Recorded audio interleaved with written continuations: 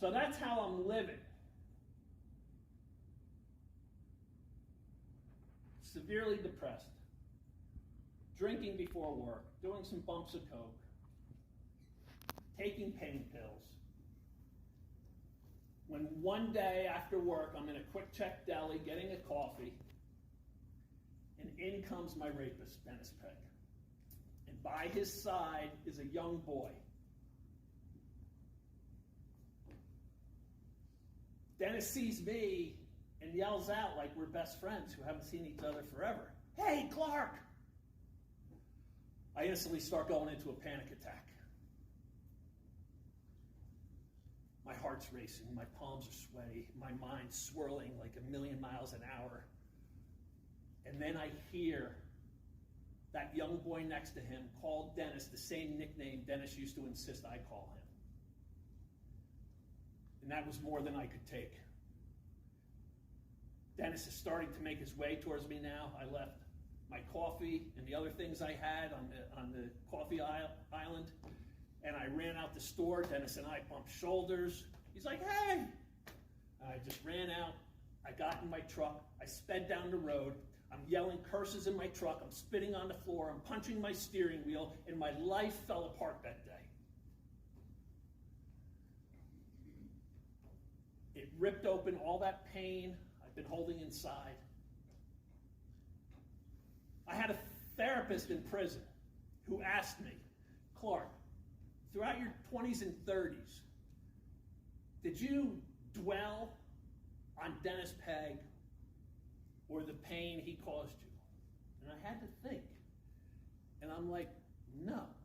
I'm like, I'm going down one dead-end street after another. But I just attribute it to the wild, crazy life I'm living. And she's like, "That's normal." She goes, "Most abuse survivors in their 20s and 30s, simply by living life, some dive into the career, some dive into starting a family, some dive into partying, can distance themselves from the pain. It's in your late 40s and your 50s where it all comes back to grab you." And that's what happened with me. I fell into that depression in my 40s. So I run out of that quick check that day, and my life fell apart. No longer could I convince myself to swing my legs out of bed and climb Mount Everest every morning. I walked out of the family business I'd been in with my brother for 16 years, and I never looked back. And now I have free time.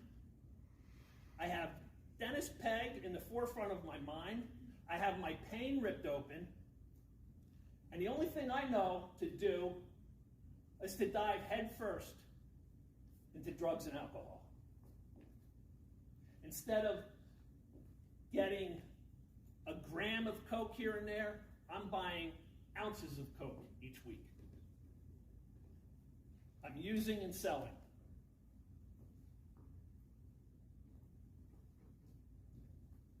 People like to think that only the type of person that's on Kensington Avenue in Philly, or Skid Row in LA, or the streets of New York use heroin.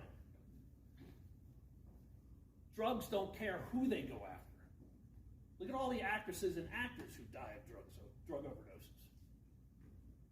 Well, when pain pills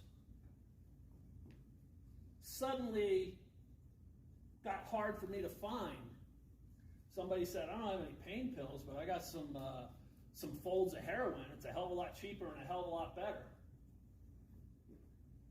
And one thing that happened from 7th grade on, when I started smoking marijuana, is that through my whole life, I couldn't live within the boundaries I set for myself. Boundaries became meaningless to me. I told myself I would never, ever, ever, ever, ever, ever, ever, ever, ever do heroin. That just flew out the window. And I start doing heroin.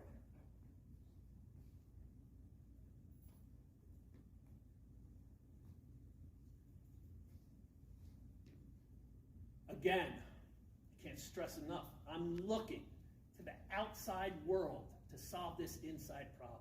It will never, ever work. You have to face that pain head on, whether it's the death of a loved one, whether it's the ending of a marriage, whether it's childhood trauma. Whatever it is, you have to face it head on. I can't stress that enough.